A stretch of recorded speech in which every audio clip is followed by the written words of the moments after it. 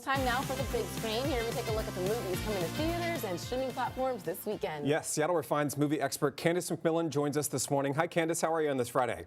Hi, doing great, guys. How are you? Good. Doing pretty good. So let's start with Steven Spielberg's Disclosure Day. A lot of people talking about this film.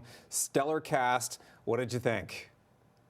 Lots of things going on here. I think two truths can be the same, not alien truths, real truths. It can be a really fun movie and it can be not such a great movie. And that is kind of where Disclosure Day fits into this. Steven Spielberg, he created the summer blockbuster with Jaws in 1975. That really defined what a summer blockbuster was. There's a lot of hope and speculation that Disclosure Day will be another massive hit at the box office to make back what they spent on this movie. It does feel a little bit like the greatest hits album of Steven Spielberg. He uses a lot of his favorite tricks, and I'm not sure I mean that as a compliment necessarily. You can really spot, the background actors, the billowing smoke, the car crashes, the jumping off the trains, and it's admittedly some fun alien magic. So if you enjoy all of that, just a big summer movie, you'll likely like this. I had a little bit of a higher expectation. I was hoping for a little more nuance. That goes out the window very quickly. Emily Blunt and Josh O'Connor stars are two leads with mysterious capabilities on the lam from a clandestine agency that has been investigating alien contact for decades. It is led by Colin Firth's character, who uses any human and non-human tools at his disposal to keep the operations from the general public. Blunt and O'Connor, with the aid of Eve Hewson's character, are trying to meet up with Coleman Domingo's character to uncover the events of their past and that have tied them irrevocably to the brewing disclosure that will rock the world. Ooh.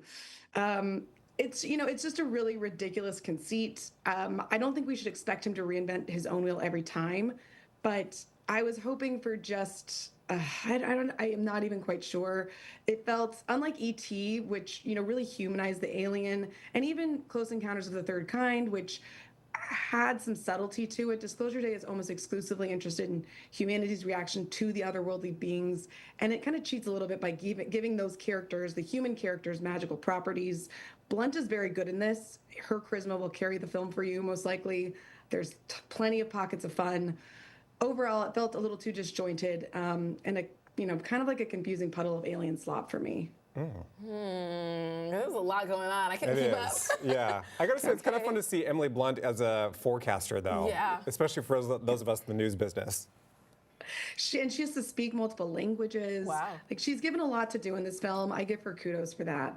Okay, well, Steven Spielberg, we'll see how well this one does. Okay, and the next film people may or may not want to see, Time and Water. What'd you think of that?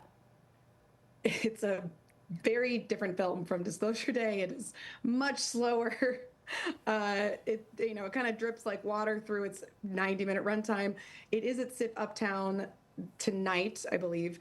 But it's a very interesting story if you are interested in climate change and what's happening in our world.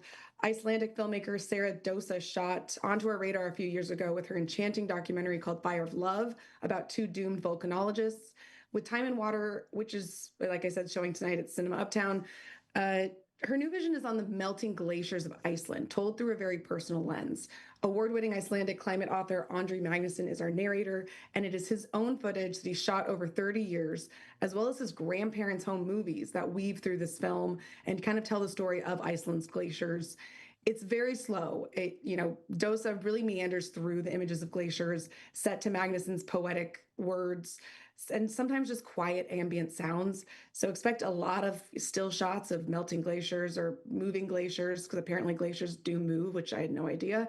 You get some history of Iceland, information on glaciers. It's quite sad, obviously, knowing that glaciers are melting. They even have a funeral for a glacier in Iceland that died a few years ago. So, I was frustrated a little bit by its ethereal quality. I wish it had just maybe gotten to the point a little bit faster, but that's the beauty of poetry, I guess, is that you can take your time in it. So if that's up more your speed. All right, Candace, thank you so much. Two very different options. Yeah. Have a great weekend. Thanks.